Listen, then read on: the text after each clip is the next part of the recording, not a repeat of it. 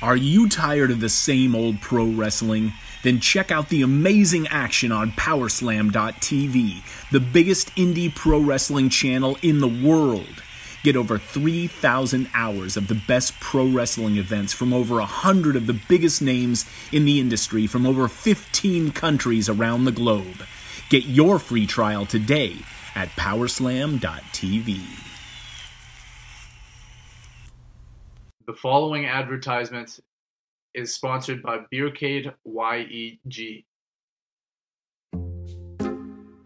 Hello, you are listening to a commercial for the podcast Over the Top Rope, the flagship podcast of the Win Column Sports Network, as well as a proud member of Backbreaker Media. Again, this podcast is sponsored by Beercade YEG. You can find us pretty well anywhere that podcasts are played, including on the iTunes, Podbean, the Google Play, SoundCloud, and on wincolumnsports.ca for all your previews, reviews, and breaking news from the world of professional wrestling. Tune in every Friday on Backbreaker Media, a member of Win Column Sports.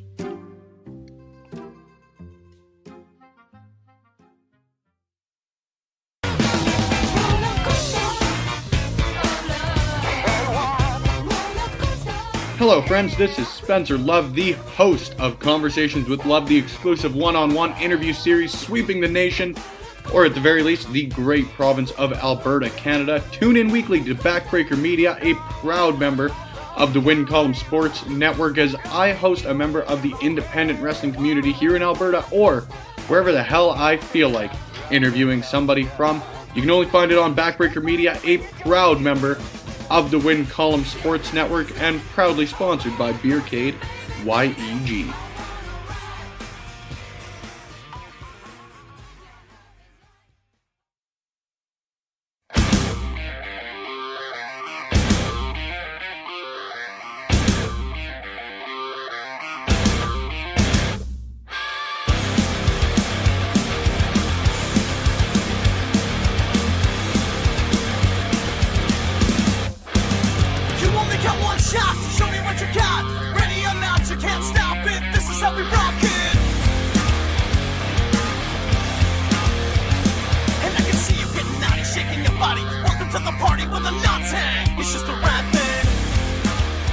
And we're back with episode 116 of The Sounds of Struggle. I am rocking solo this week, and my name is Chris Parrish. And I'm just going to dive right on in, because it was a busy week this weekend where we saw the official of the release of 3 WWE superstars plus 1 legend, where we saw the release of Hideo Itami officially, even though we already knew he had asked for his release. It was about 2 weeks ago where he asked for his release. Finally got it, same day as TJP, the first cruiserweight champion of the modern era. He was let go.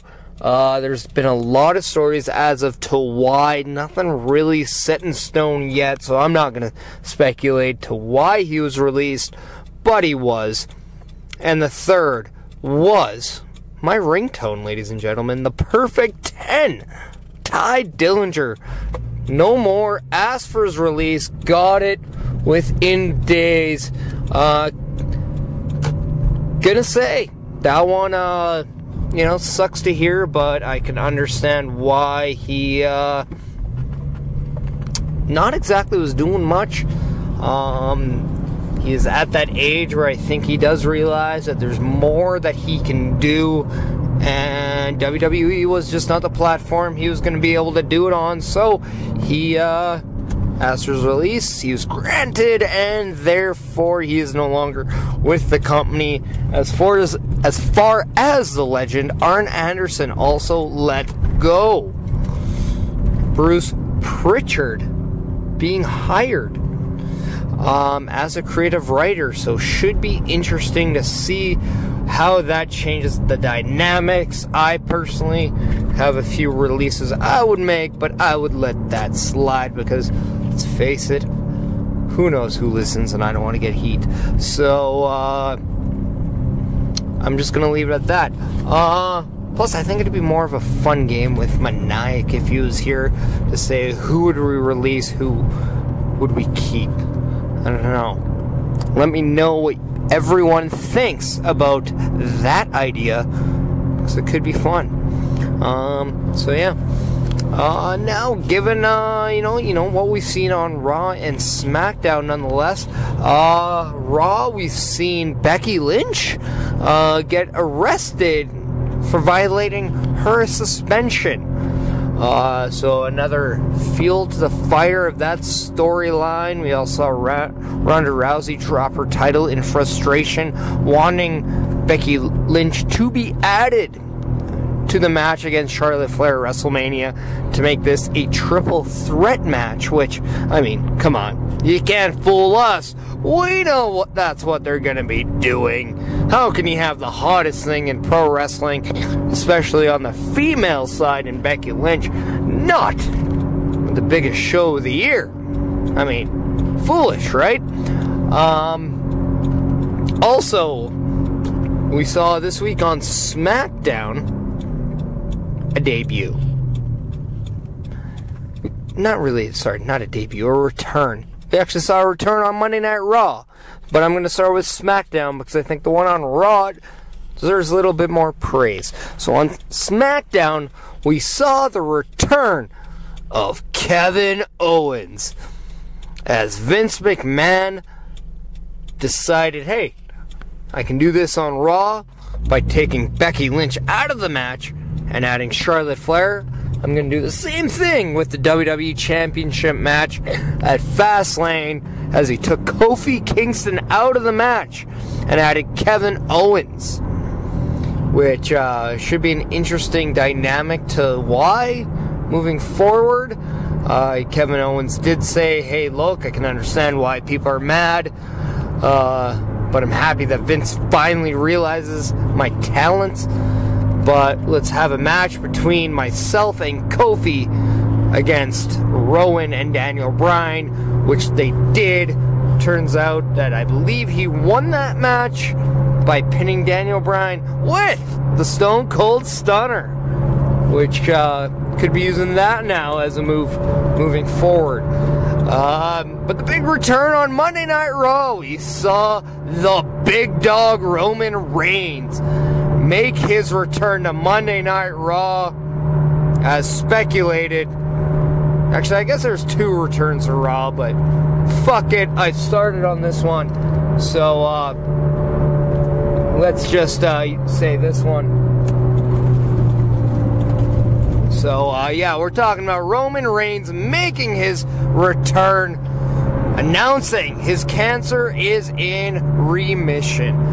So that is amazing news to hear about the big dog.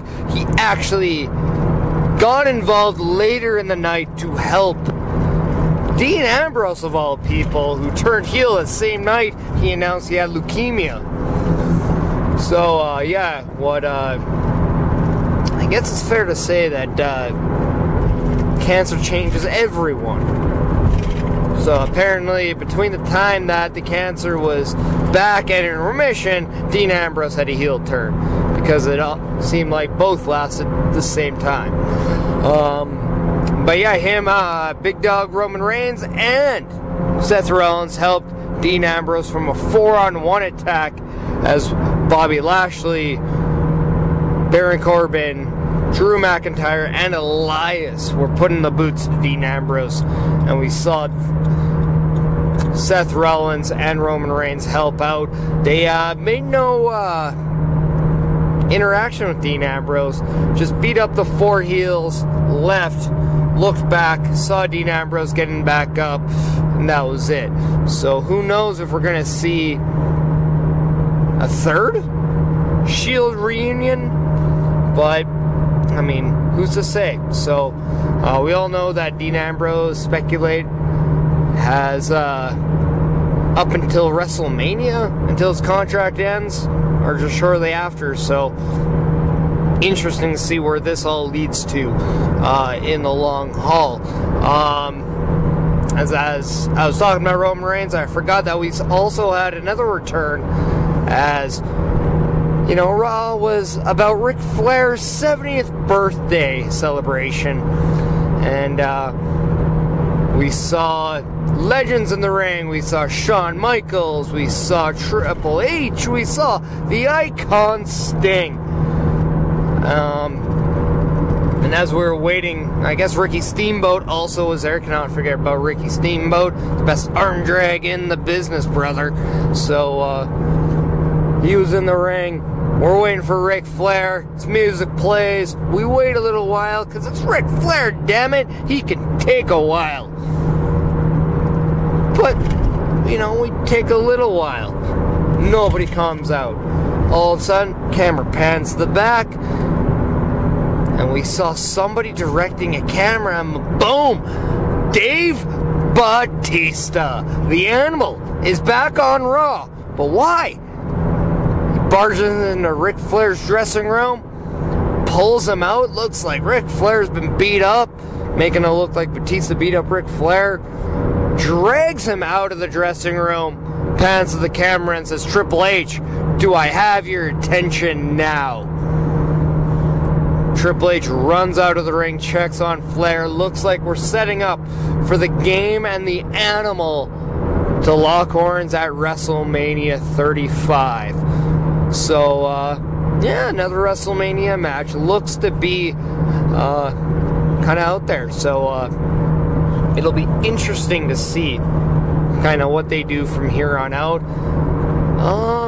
Not sure if I'm stoked for this match, simply because I've seen this match at WrestleMania before. It was WrestleMania 21, I believe, in Hollywood, where they did all those cool little vignettes. Where, I believe that's where JBL lost the WWE Championship to John Cena, and Triple H lost the World Heavyweight Championship to Bautista. So I don't know. I'd much rather have seen Triple H, maybe The Rock. Part of me kind of rather sees Stone Cold and Triple H, as that match has never happened at WrestleMania, which is kind of unbelievable when you think about it, because how many times have those guys been in the spotlight in the main event back in their day, but not once did they have a match at WrestleMania. So very interesting on that accord, but it is what it is. We also see a little bit more dynamics between Rey Mysterio and Andrade, don't call him Cien Almas, as they tangled with R-Truth in a triple threat match for the U.S. title on SmackDown, with R-Truth pinning Rey Mysterio, I believe, to retain. So one believes that we could see Andrade and Rey at Fastlane, possibly ending at Mania. Who knows? I don't think anyone who appreciates good wrestling is going to actually say no to Andrade and Rey, as they just keep having amazing matches. So that's it. We also witnessed the NHL trade deadline, as this is where you're going to want Meniac, because he always has those details on every little thing. So I'll try to do my best here. But we saw a few trades. We saw, I believe, one goalie actually move, and that was Kincaid going from the New Jersey Devils to the Columbus Blue Jackets very early in the day, which led to speculation of whether or not Bobrovsky was going to get traded, which he did not. So now Columbus has the Kincaid, Korpisalo, Bobrovsky trio, which is very interesting, because it's one thing to have a goaltender debacle when you have two goalies, but now they have three NHL-ready goalies. So it should be interesting. Maybe Kincaid was brought in just so in the case Bobrovsky leaves in free agency, you can actually play that card and be okay. Who knows how, what the long-term plan is on that trade, but seems to be it. Wayne Simmons gets traded from the Philadelphia Flyers to the Nashville Predators, along with Michael Granlund from the Minnesota Wild, also gets dealt to the Nashville Predators. So Nashville becomes that much stronger post-deadline. They get a very, very solid two-way forward in Wayne Simmons who can score. He brings some size to their top six. Granlund brings some skill, so they got better. So that's going to be a very interesting story down the line to see kind of just where they shake up from here on out in the playoffs. We also saw Mark Stone traded from the Ottawa Senators to the Vegas Golden Knights for Brandstrom. I believe it was a second prospect as well, and a first round pick, I believe. A big return for the Ottawa Senators, but a great return in Vegas, who quickly signed him to an 8-year contract with an AAV of $9.5 million, locking up Stone. Vegas Twitter flat out saying, we got stoned right away. Gotta love their Twitter activity, but yeah, it looks like Vegas got another top 6 forward out of this one, so very curious. We saw Kevin Hayes traded from the New York Rangers, and he goes to the Winnipeg Jets for a first-round pick. Heard very multiple reports about Kevin Hayes being worth the first-round pick or not. But hey, at the end of the day, Winnipeg feels they needed Kevin Hayes to help them with their playoff push, so they did what they felt was right. They also brought in Matt Hendricks with a 7th-round pick. Traded Nate Patan to the Toronto Maple Leafs. So that also is what they did. Multiple trades were made. Those were the big ones. So yeah, the Edmonton Oilers, local team, did absolutely nothing. Not exactly surprised, because it's flat out, what do they have to sell that other teams really want? I mean, it could have been Chason, could have been Cassian, but at the end of the day, if the price wasn't high enough for Chason, who openly has already said he wants to stay at Edmonton, then why trade him at all? He has 17 goals on the year. Do not see a reason to move him if you don't get what you want. Secondary scoring is a big thing for the Oilers right now, as they showed that same day, losing a shootout attempt to the Nashville Predators, playing their second game without Connor McDavid, getting 2 goals from Leon Draisaitl, though. That guy is having a career year. 38 goals on the season now, on pace for 50 goals. So I think he's on pace for a 100-point season now. So yeah, anybody who says Leon Draisaitl is not worth 8.5, well, you show me a 50-goal scorer or potential 50-goal scorer and their contract, and you know, I'm gonna say, I mean, I'd pay $8.5 million for a 50-goal scorer. I mean, and that's not even including Connor McDavid. So they could have possibly 2 potential 50-goal scorers in their lineup. I'd say that's pretty damn good. They just need some secondary scoring to win some more games. However, Mikko Koskinen, 36 saves in the loss, played amazing for his team. So the more I think he plays the way he played in that game against Nashville, the more I think he is a bargain for the contract he signed, even though I still don't agree with the timing of that contract. But at the end of the day, you want a number 1 goalie playing, and can't say he's not playing well right now. So I rather have different arguments about Koskinen right now.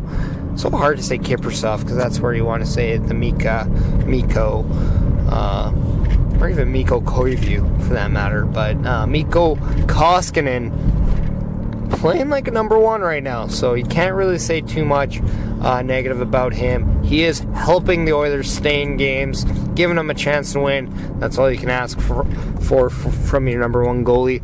Also, I know Meniac's team, the Chicago Blackhawks, also did not do anything on the trade deadline.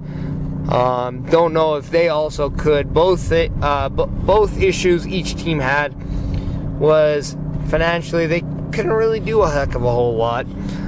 They were pretty strapped towards the cap. Plus, right now Chicago is kind of surging up in the standings. They're playing very good hockey. They're making that push to become a playoff team. So do you really want them to change that dynamic? And I'm sure a lot of teams are just asking about Strome and DeBrincat, and I don't think Chicago wants to move those guys. They're playing very good together, and it's smart to keep them together. So can't blame Chicago at all. Sometimes the best moves on a deadline are the moves you don't make. And that's that could be something. Plus, interim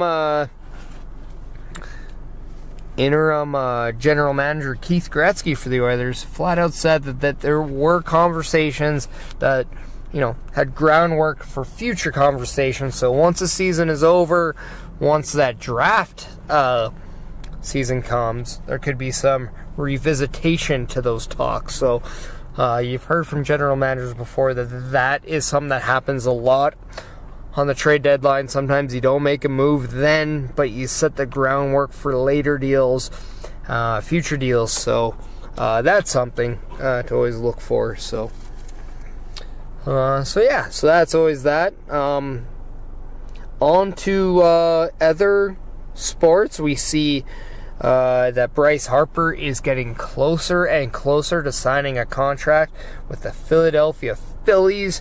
It seems like that is just about one of the last big news from the free agency out of MLB. Really, that's about it too, because spring training is going.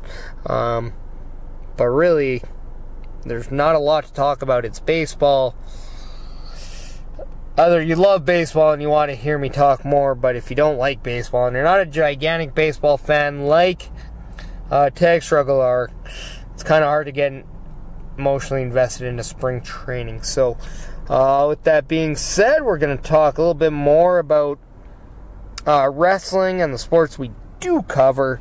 We'll talk a little NFL right now because it's something that we don't talk a lot about in the NFL, but Antonio Brown has talked a little bit more about the potential of being moved. He does apparently want to be traded, so it looks like Antonio Brown will not be a Pittsburgh Steeler into next season. Another player who looks to be on the move is Bengals former first-rounder John Ross. He looks to be being shot by the Bengals not very long after he was a coveted draft pick by the Bengals. So, how quickly can your life turn in the NFL? That is absolutely insane. San Francisco 49ers are going to place franchise tag on kicker Robbie Gould, which you don't see a lot of. You don't see a lot of franchise tag on the kickers. So we also have heard that there is discussed contract negotiations between the XFL and former San Francisco 49er quarterback Colin Kaepernick. So very interesting to hear. Could be interesting to see if Kaepernick becomes the face of the XFL. So how interesting dynamic. Kaepernick, issues with Trump and his political stance, but might play in a league where Vince McMahon owns, who's known to be the founder of WWE, who has Donald Trump in their Hall of Fame. So very interesting on that front. Marshawn Lynch is more likely to return after Raiders' stadium deal to remain in the city of Oakland for this incoming year. So that is very interesting. We have Robert Kraft and his story about being involved in a prostitution ring. Apparently, he visited a day spa before the AFC title game, so that leads to so much speculation. But at the end of the day, hey, you're Robert Kraft. Do you have any limitations? I mean, should you have any limitations? I don't know. Hard to say. Interesting that there's finally some news about the New England Patriots, though. Because, that's a franchise that could use more public eye, if you ask me. So, yeah. Blue Jays general manager flat out says Vladdy Jr. not an MLB player yet, which is quite strange seeing how everyone pegs him as a top prospect in baseball right now. So, very interesting. In terms of hockey, what do people think about the Carolina Hurricanes right now? And their celebration. I know Meniac and I have talked about it a few times, but they have just absolutely taken the whole bunch of jerk slogan and have completely, embraced it. And now they embraced it in their latest victory celebration, and I can just say this is absolutely entertaining stuff. So, I think good for them. If this brings you more fans to their games, and this helps sell the game of hockey to the Carolina people and the people in Raleigh, then why does it matter to people? Again, like I personally said, I can understand Don Cherry, who's a traditionalist, and I'll like it, but at the end of the day, you want hockey to grow. So if this helps hockey growing in a area where maybe it's not the number one thing, who cares? And does it really matter that much? You're helping the game. This is bringing people together, and hockey is the reason of it. So don't really see a big deal. So yeah, let us know what you think. This is a time where if you listen to the sounds of struggle, we want to know what people think. So tweet us, message us on Facebook. Let everyone at Backbreaker Media know. Let everyone at Wincom Sports know, because as you know, Sound Struggle is part of the Backbreaker Media, which is a division of the Wincom Sports, and that could be. And if you need to know where to find us, it's anywhere podcasts are played, which is the Apple App Store, the iTunes, Google Play, the Google Stitch, I believe. Fuck YouTube, but anywhere you can get podcasts, feel free, and don't, even if you're bored, don't be, a stranger to, the VOD, where you can see, Power Slam on the back. I believe if you use the code word tag struggle, you get some little discount and a little nudge to save some bucks, so it's a great little thing to have. So, why not? Also, another little thing I was kind of thinking about is what's going to be the look of the AEW titles? And is it safe to say that they should debut a heavyweight title, women's title, and tag titles? and those are the big three right away, and then a secondary individual male title later. But is it safe to say that the main one is going to be just the AEW Championship? I don't know. But, I mean, I'm a big fan of knowing what titles they're going to look at. I mean, it kind of bugs me that the look of championships in WWE are what they are, because I think the ones in NXT are just absolutely fantastic. And then you can pick and choose your ones on the main roster. Like, the women's tag titles are beautiful. The Intercontinental Championship is a classic and should never be touched. And then you can have your say on what you think the Universal WWE title are. But, I mean, the tag titles, come on. I mean, you might as well just put two fingers in your throat and throw up right now.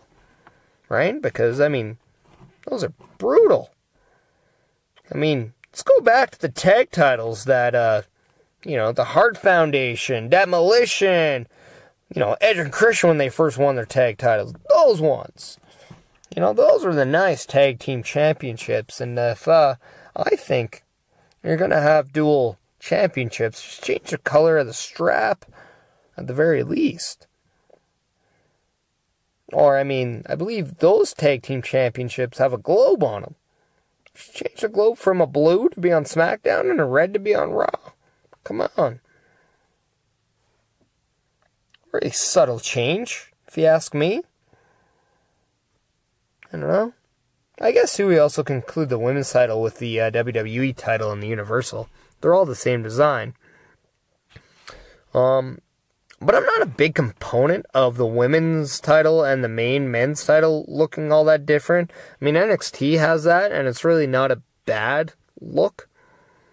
So, I don't know. I don't hate that little thing they got going on, so very interesting, if you ask me. But, I mean, who doesn't want to have a little bit of change? I mean, then if you go to the 205, the Cruiserweight title, I mean, how sick would that title look like if you gave it a black strap and you added some gold to that championship?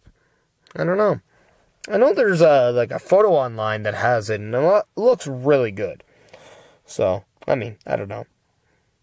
Say it's the Saint fan in me, but, I mean, how can you go wrong with black and gold people? I mean, just come on. Especially with championship titles. Especially with a little bit of blue, a little bit of red. Come on. It's not too bad. I mean, just doing it in the right place. I just do find like a main plate being gold just looks nice. I'm a big component of gold championships, so yeah. In other words, Honky Tonk Man is now the newest inductee in the Hall of Fame for 2019. Good on him. Was one of the greatest Intercontinental Champions of all the time. So, good on the Honky Tonk Man. I really hope, I think Jimmy Hart would be the perfect guy to induct him. I know there was a conversation between a few of us on the after party that we had after the last Real Championship Wrestling show in Bruderheim, of who to induct DX, and I think, man, this would be the perfect time for the Nation to come out doing a DX impersonation and getting their payback. I think this would be fantastic. But yeah, I think the Nation of Domination being the group to induct DX in the Hall of Fame would be absolutely amazing. Also bringing to light, I think the Nation of Domination themselves should be in the Hall of Fame. So, and I think too, like when you count, well, who would be the ones in the Nation of Domination? Well, you have The Rock, you have Farouk, you have D'Lo, Mark Henry, you have The Godfather. I think those are your main ones. And if you want to add Owen Hart in that, that's, I'm never going to say no to that, because Owen Hart deserves to be in the Hall of Fame. That's not the way I would love to see Owen Hart be in the Hall of Fame. Love to see him on his own accord. I do believe he has earned that. But yeah. other guesses of who will be inducted in the Hall of Fame this year, I do believe that they need to add, or they'll probably add a single star. I think it could be either The Rock or The Undertaker. But if they don't want anybody overshadowing DX,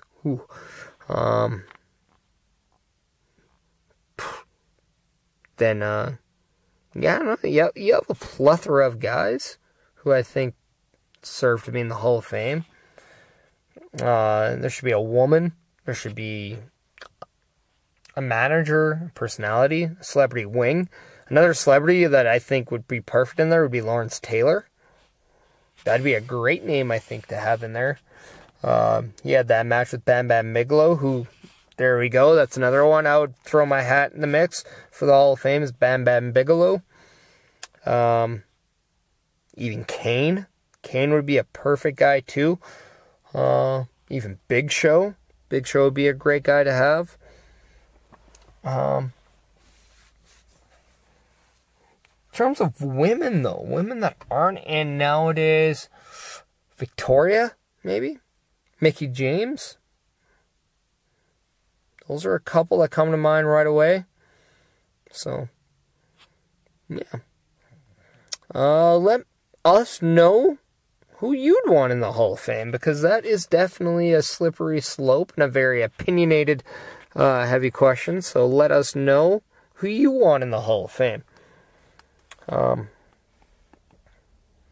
yeah, it should be very interesting when it's all said and done, who the complete list of the inductions are. But we will have it on the Sounds of Struggle. You can bet your sweet ass we will let you know, even if you're paying attention or not. We will definitely bring it up. So yeah. Another thing, we got Fastlane coming up in a couple weeks. We got Fastlane happening on the birthday of one Mrs. Meniac, and it's the day before the birthday of yours truly. The one that you're listening to right now, myself. So yeah, very curious. We got a few matches already on the go for that one. Now we have Daniel Bryan defending his WWE Championship against Kevin Owens. We have... I'm just looking at a couple things right now, pulling it up. We got Ronda Rousey, I believe, is probably going to be defending that WWE Women's Championship at some point. I don't know, like you would think. But I don't think there's actually a lot of matches. I think there's only a few as of right now. We got the Usos defending against The Miz and Shane McMahon in a rematch. We have Asuka against Mandy Rose, who defeated her last week on SmackDown. And we have the Boston Hug Connection versus Nia Jax and Tamina for the Women's Tag Team Championship. Those are the 4 matches as of right now that are set for WWE Fastlane. Again, I talked about Rey Mysterio and Andrade. I think that might be added. I think there's going to be a Cruiserweight title match that might be added.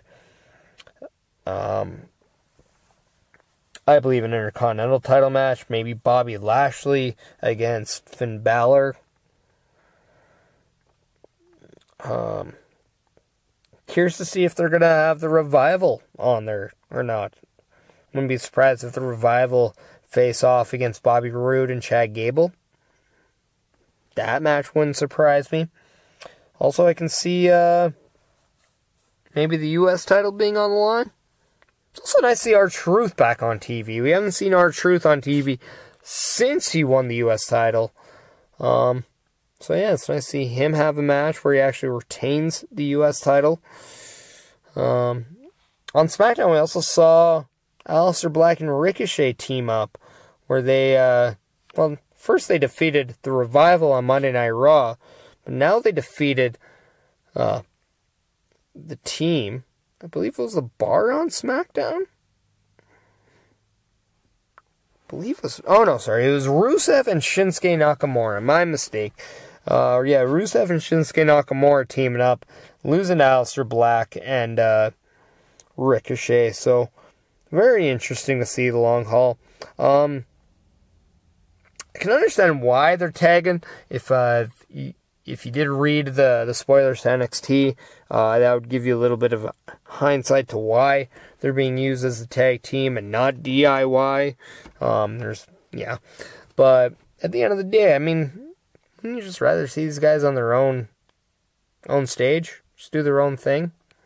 I know I would. Also, where would you like to see the four of them go? Where would you see Tommaso Ciampa, Johnny Gargano, Aleister Black, and Ricochet? Which brand would you rather them go to? Same thing with the Lacey Evans, the Nikki Cross, the EC3s, the Heavy Machineries of the world. Where do you want to see these go? Lacey Evans is she's not doing much right now, but she's making an impact on WWE TV, where she's kind of doing, the Emelina gimmick, but, I think pulling off a little bit better, if you ask me. So, yeah, I don't know. I would love to see her being the sensational Sherry to someone, though. But, I mean, finding that guy would be, that's the big question. Like, who would be the guy that she would be in the corner of, or the valet of? Even though she has a lot of potential inside the ring as well, and I don't think you hesitate to use her as a worker either. But man, I think she would be so beneficial being paired up with a male talent. Part of me thinks maybe a Tyler Bate would be a good example, a guy that has nothing but time and just the future in front of him. And you could benefit from having a little bit of a change, maybe a heel persona moving forward. So, I don't know. Again, let us know. 40 minutes down, and I think that might actually do it this week for episode 116 of The Sounds of Struggle. Gonna keep it short. I'm sure next week Meniac will be back with us. Hope so. So yeah, next week we will have Tag Struggle Reunited, giving you a great podcast for episode 117. So yeah, till next week, I am Chris Parrish. I am one half of the Tag Struggle. My best friend, my tag partner, Meniac, he is the other half. Together we are Tag Struggle. We are real, and we are spectacular. We are strugglicious, and that is defined as being a little bit of all right. So until then, we will see you later, bitches. Unless you want to be called something else, that way you gotta actually let us know. Till then, you're bitches. When your heart's pounding out of your chest, you can feel the thing shaking as you're running out of breath.